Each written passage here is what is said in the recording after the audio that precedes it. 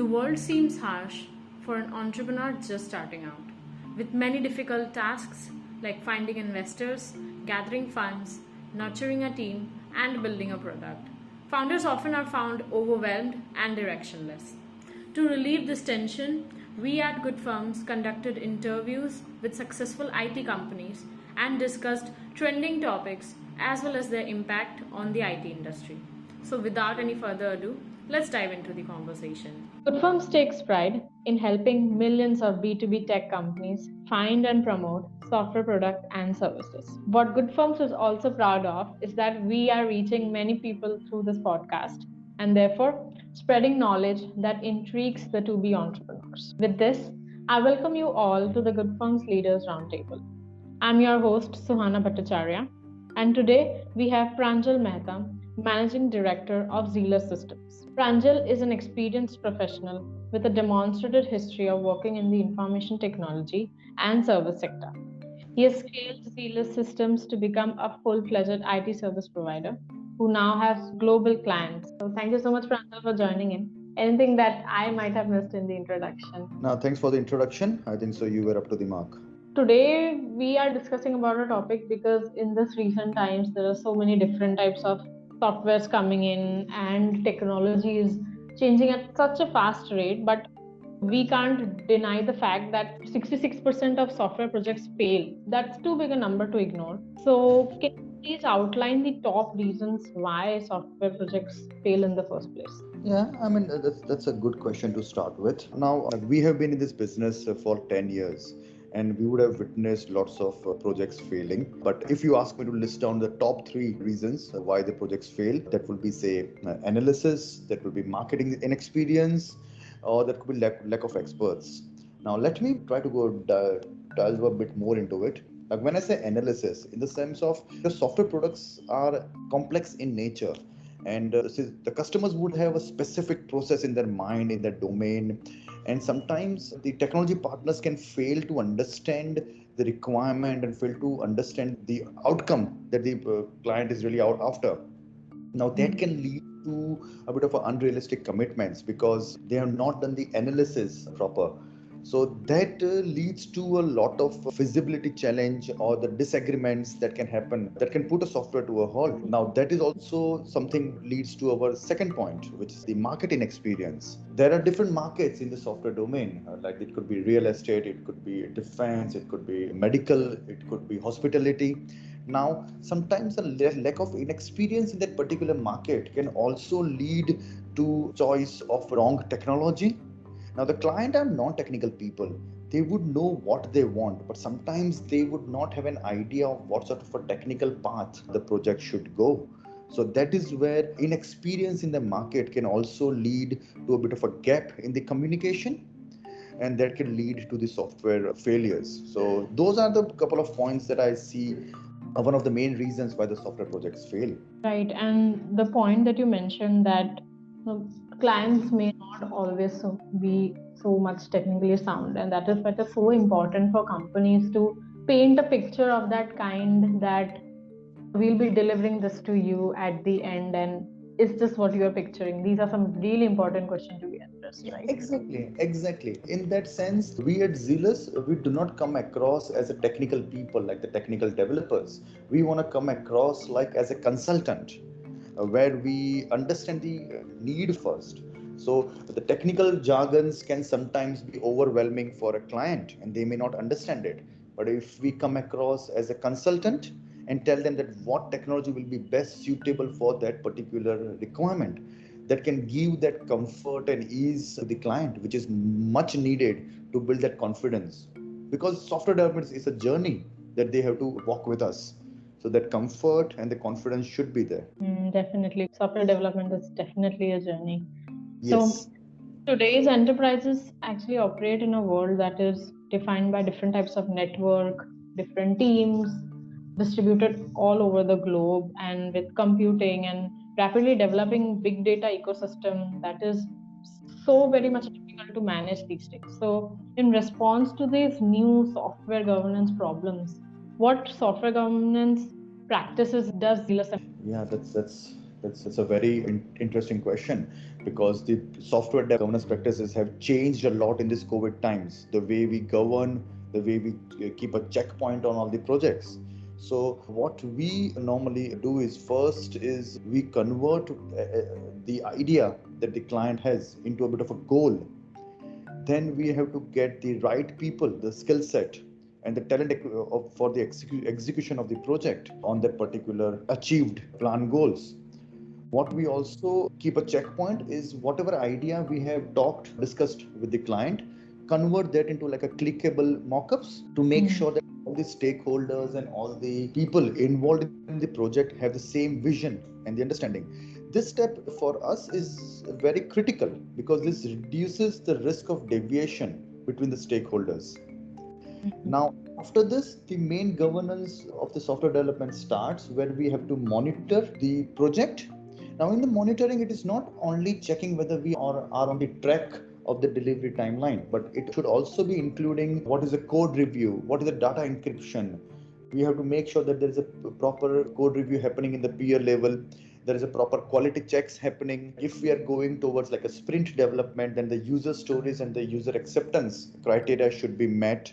Now that are the checkpoints that needs to be implemented, and that's what we do at our level. It also comes down to the committing the code. It should be going into the proper branch. It should be going into the production environment or the testing environment. So those sort of practices we employ at Zealous. Right. And like you mentioned, that completely from monitoring to reviewing to actually testing, the entire process is so important to make sure that a software actually becomes successful. Exactly. Because at the end of the software, if you're not monitoring at every small step, you can achieve the goal. But if it is not done in the right manner, then there will be a performance issue when the software is out in the market. So at that time, you do not want to go back and reopen the entire engine and redo all the work. But the best way is to make sure that you're monitoring at every critical step. Definitely. And as we are talking about why software projects fail, now it can go wrong in a variety of ways. As we humans stick by that prevention is always preferable to cure. So, is there a standard method or perhaps a checklist that Zealous follows to reduce any risk to the projects? Well, okay, again, software development can be bag of all the risks that can come across. Okay, but to make sure that we mitigate the risk and make sure things go as a planned, what we do is, as I said earlier, we come across as a consultant. So we deploy our consultants before we start the development. Okay, now the role of the consultant and the business analyst is that we go through the requirement very thoroughly with the client. We do cross validation, we do competitive analysis. If they want to redevelop application from the old technology to the new technology, we have to do the gap analysis. So the outcome that we come up is of a better version of what was needed in the first place. And we want to make sure that everything and the blueprint that we are creating is exactly what we had envisaged. In nutshell, the entire journey behind the project development is that there should be skilled people at every level.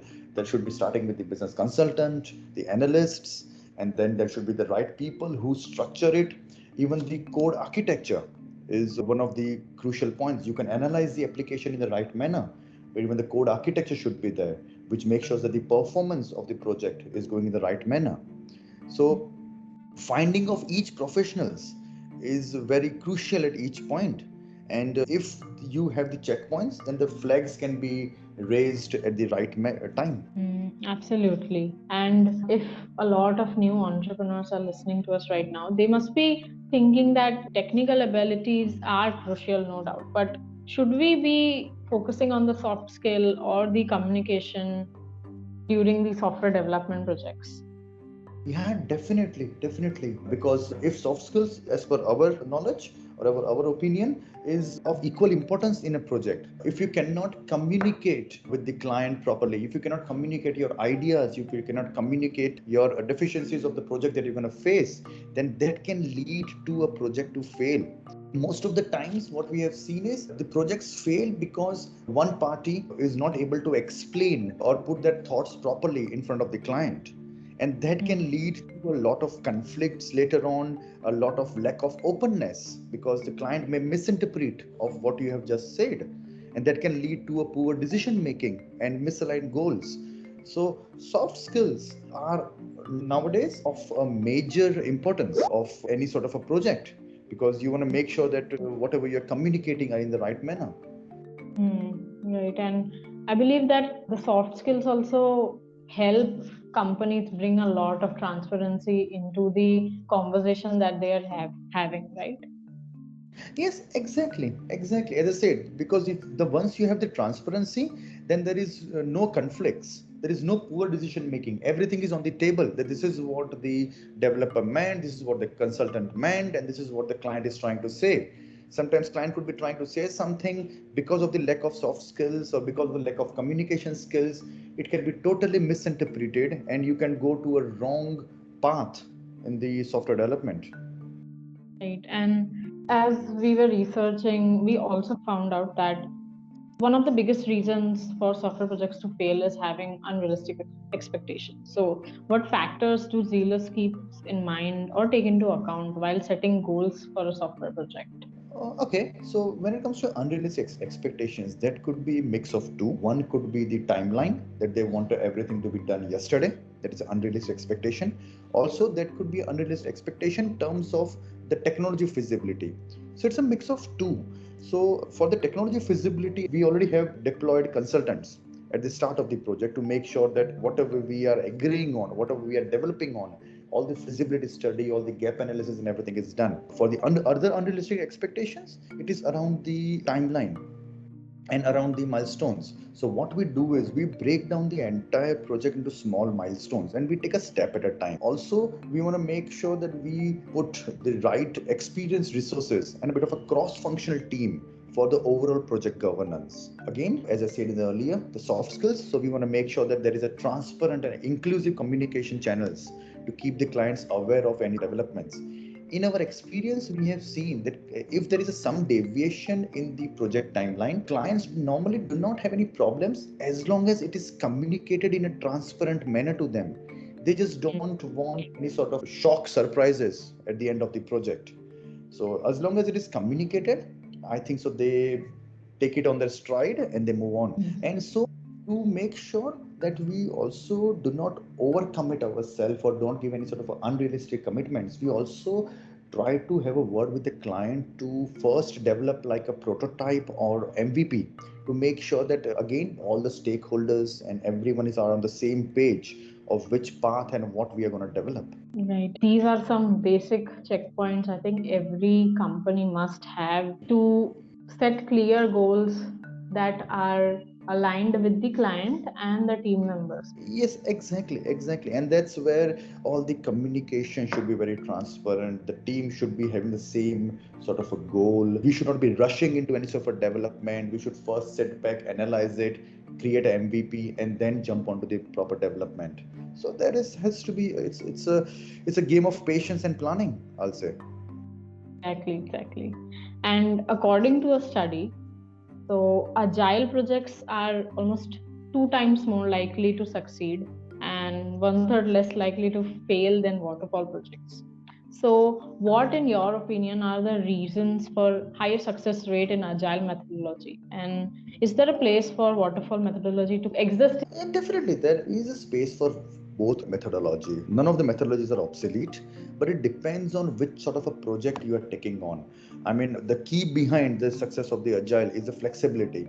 You can break down the entire large scale project and develop in an agile manner and then keep on fixing it, because fixing are based on the checklist that the project manager is taking on to make sure that they develop the next phase after the feedback that they get from the maybe the user feedback that they get. So key success behind agile is the flexibility, whereas the for the waterfall it is normally it depends on the choice of the project. Okay, waterfall doesn't allow you to change any sort of requirement once it is planned. So if you have your concrete planning done and you are maybe adamant that you don't want to change what come what may, then waterfall could be a great methodology.